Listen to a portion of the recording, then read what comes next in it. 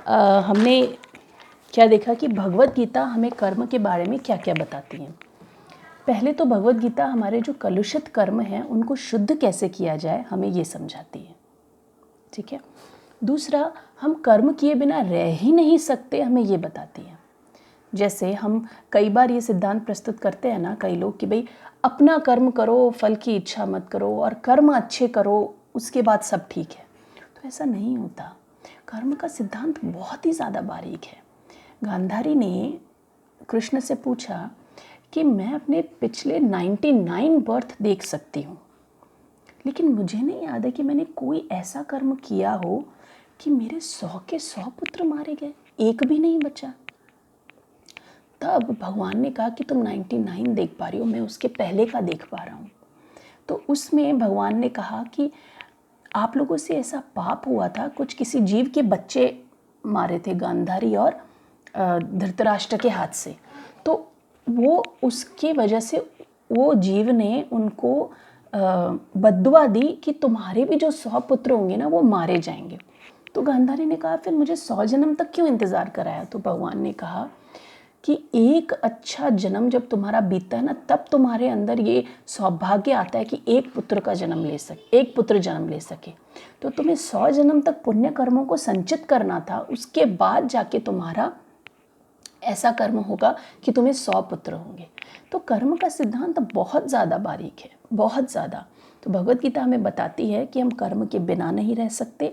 तो हम अपने कर्म को कैसे शुद्ध करें, शुद्ध कर्म करके हम भक्ति कैसे करें और उससे हमारी चेतना को शुद्ध कैसे करें, ठीक है। तो ये चीज़ हमें हमेशा भगवत गीता बताता है।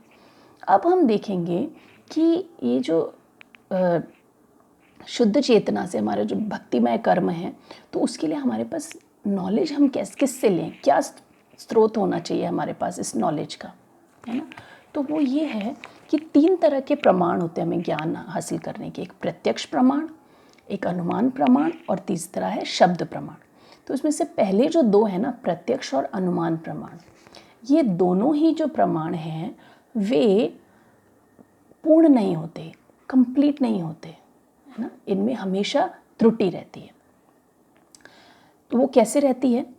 जो प्रत्यक्ष प्रमाण होता है वो क्या होता है कि हमारी इंद्रियों के द्वारा हम जो भी कार्य करते हैं ना उसे प्रत्यक्ष प्रमाण कहते हैं, अभी सामने जो हमें दिख रहा है, ठीक है। अनुमान प्रमाण क्या होता है कि जो हम अंदाज़ा लगाते हैं उसे कहते हैं अनुमान प्रमाण। तो ये दोनों ही सिद्धांत पूर्ण रूप से सही नहीं हो सकते। उसका क्या रीज़न है कि हमारे अंदर प्रत्येक जीव के अंदर 4 दोष पाए जाते हैं हमेशा। देखिए इन 4 दोषों को अगर हम ध्यान रखेंगे ना तो कई बार हमारे अंदर किसी व्यक्ति के प्रति एक ग्रज आता है, एक गुस्सा आता है, एक परेशानी होती है कि इसने मेरे साथ ऐसा क्यों किया, तो उसको क्षमा करने में हमें बहुत मदद मिलेगी। तो 4 दोष क्या होते हैं? श्रील प्रभुपाद इनके एग्जाम्पल्स भी बहुत सुंदर बताते हैं। पहला है त्रुटि अवश्य, कि मनुष्य जो होता है वो त्रुटि हमेशा करता है। इसका बहुत सुंदर एग्जाम्पल प्रभुपाद देते हैं ईशोपनिषद बुक में कि गांधी जी जब जा रहे थे ना तो उनको किसी ने बोला था कि आप मत जाइए, आपके ऊपर हमला होने वाला है, लेकिन उन्होंने माना नहीं और वो गए और उनको गोली लगी।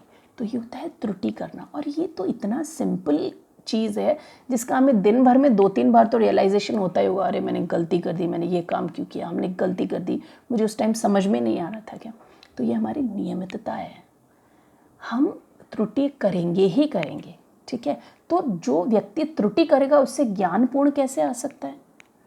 दूसरा है भ्रमित होना, हम भ्रम में पड़ेंगे ही पड़ेंगे। सबसे बड़ा भ्रम क्या है हमारा पता है? बहुत सुंदर एग्जाम्पल दिया श्रील प्रभुपाद ने।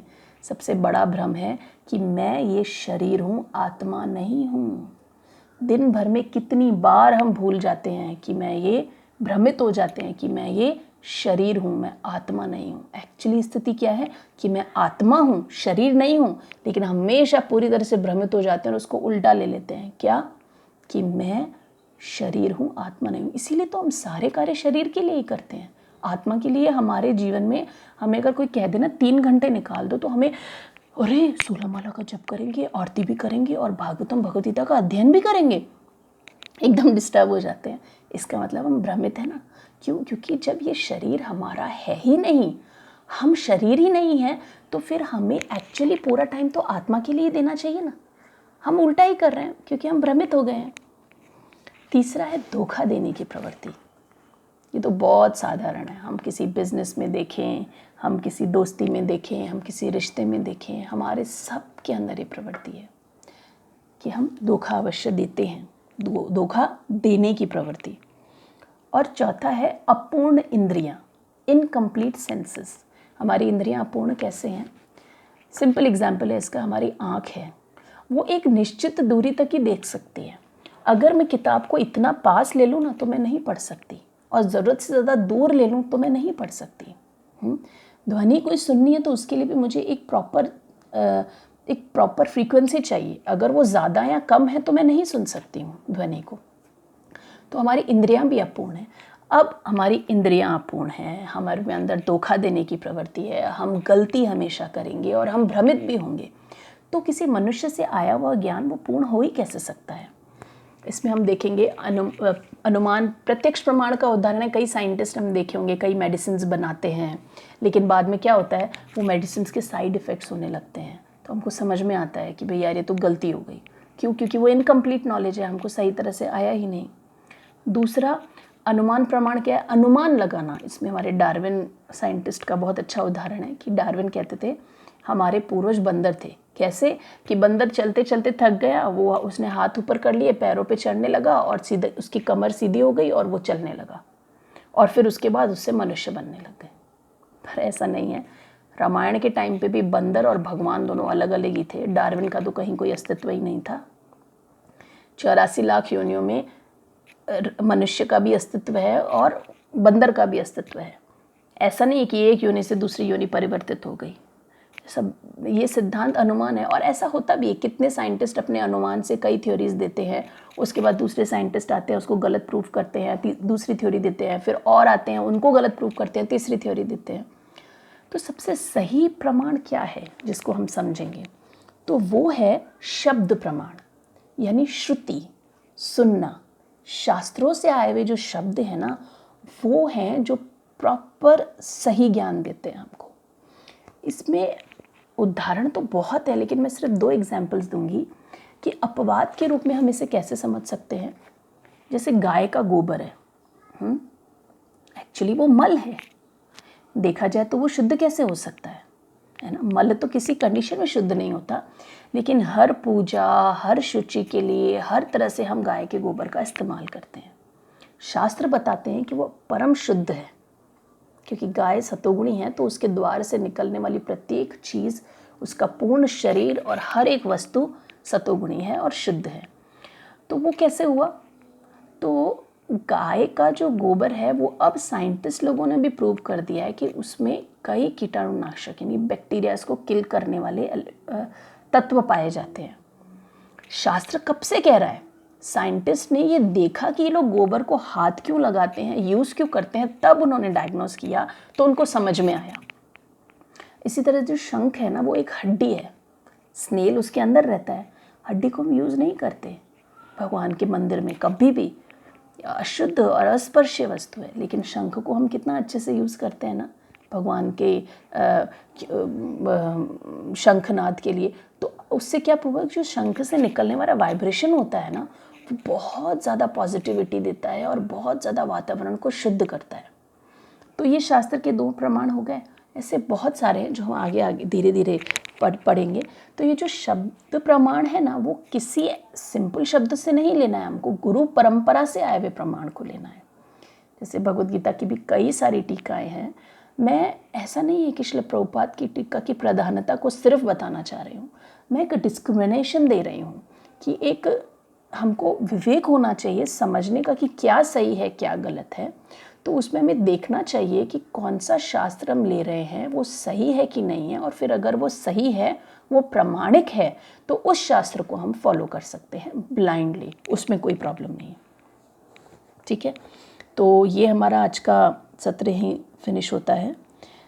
तो अब हम देखेंगे घर पर ले जाने की चीज़ हमारे लिए क्या है। मैं सबसे इम्पॉर्टेंट चीज़ कहूँगी घी को, गुड इन गुड आउट। तो जब हम अब से ये प्रयास करेंगे कि हम हमारे जीवन में सब अच्छी चीज़ों को हमारे अंदर लें और बुरी चीज़ों को हम बाहर अच्छी चीज़ों को अंदर लेंगे तो अच्छा ही बाहर आएगा और बुरी चीज़ों को अंदर लेंगे तो बुरी चीज़ ही बाहर आएगी। तो देखिए, ये जो आत्म साक्षात्कार का जो पथ होता है ना, उसमें हमें बहुत ही ज़्यादा ये ध्यान में लेना चाहिए कि ये सिर्फ मेरे लिए है ना। कल को ऐसा नहीं है कि हम किसी और व्यक्ति को बोल रहे हैं कि अरे तुम अच्छा ले ही नहीं रहे हो, तुम्हारे मुँह से अच्छा कैसे निकलेगा। जीवन में हमेशा अच्छा ग्रहण करना चाहिए, तब हम अच्छा बोलते हैं। नहीं, ये सारा जो शास्त्रीय ज्ञान है ना, वो मेरे लिए है। हमें हमेशा यही सोचना है। यही एक आधार है जब हमारी आध्यात्मिक प्रगति होगी, वरना नहीं हो सकती। हमें किसी को दूसरे को कभी भी सिखाना नहीं है कि तुम्हें ये करना चाहिए क्योंकि तुमने ये भगवद गीता क्लास में सुना है, या अरे ये तो ऐसा कर ही नहीं रहा है क्योंकि इसने भगवद गीता क्लास नहीं सुनी है ना। नहीं, हमें क्या करना है, हमें सिर्फ इस बात से मतलब है, जन्म सार्थक करी कर परोपकार। हम सुनते हैं ना कि हम प्लेन में जब जाते हैं तो हमको पहले बोला जाता है कि अगर आप सेफ्टी में जब बेल्ट बांधना है, आपको पैराशूट लेना है, तो सबसे पहले आपको खुद को अपनी सहायता करनी है, फिर किसी और को। मुझे तैरना नहीं आता तो मैं किसी और को क्या बचाऊंगी, है ना। तो सबसे पहले मुझे अपने लिए प्रयास करना है, किसी और के लिए नहीं करना। सबसे पहला कार्य किसके लिए है, मेरे लिए है। और दूसरा, अगर हम अच्छे से इसको पढ़ेंगे ना तो हमें कोई धोखा इस चीज़ में नहीं दे सकता आध्यात्मिक पथ के रूप में। क्यों? क्योंकि हम शब्द प्रमाण ले रहे हैं, हम ऑथेंटिक चीज़ ले रहे हैं, है ना। तो उसको पढ़ने से हमारे अंदर इस चीज़ का कोई कन्फ्यूजन नहीं आएगा कि हम कैसे इस चीज़ में डील करें। बेसिक जो हमारे टर्म्स हैं जिनको हम 2 क्लास से पढ़ते हुए आ रहे हैं, मैं सबसे रिक्वेस्ट करूँगी इसको ज़रूर पढ़िए, ज़रूर याद कीजिए। क्योंकि कई बार लोग हमसे आते हैं, पूछते हैं, हम अच्छे से उनको बताते भी हैं कि हाँ हम भगवद गीता क्लास कर रहे हैं, लेकिन हमने उसमें से क्या सीखा, हमारे जीवन में हमने क्या अपनाया, हम वो नहीं कह पाते। क्यों? क्योंकि वो हम अंदर ही नहीं लेते, हम सिर्फ कान तक सुन के और उसको बाहर निकाल देते हैं। उससे हमको अच्छा लग सकता है, बहुत अच्छा लग सकता है, लेकिन हमारा जीवन परिवर्तित नहीं हो सकता, है ना। हमें जीवन परिवर्तन के लिए आध्यात्मिक ज्ञान को लेना चाहिए, ताकि हम अपना जीवन परिवर्तित करके दूसरों को भी ये चीज़ सुना सकें। तो बाकी का सेशन हम अगली बार लेंगे। अगर किसी का कोई प्रश्न हो तो आप मुझसे पर्सनली भी पूछ सकते हैं, और ग्रुप में भी आपको टाइम पोस्ट किया जाएगा, उसको आप देख के आप पूछ सकते हैं। प्लस इसके अगर किसी को नोट्स चाहिए तो वो मुझे पर्सनली पिंग कर सकते हैं। ग्रुप में मैं ज़्यादा कन्वर्सेशन नहीं करना चाहती हूँ क्योंकि कई लोग डिस्टर्ब होते हैं उससे। तो जो भी है आप मुझसे पर्सनली पूछ सकते हैं, मैसेज करके भी। और क्वेश्चन आंसर्स के लिए ग्रुप में हम एक टाइम फिक्स कर देंगे, सिर्फ उसी टाइम पे अपन बोल सकते हैं। और बाकी नोट्स अगर किसी को भी चाहिए इनके पिछली 2-3 क्लासेस के, तो आप मुझे पर्सनली मैसेज कर सकते हैं, मैं दे दूँगी। Thank you so much. Hare Krishna Krishna Krishna Hare Hare, Hare Ram Ram Ram Hare Hare. Shri Shrimad Bhagavad Gita की जय।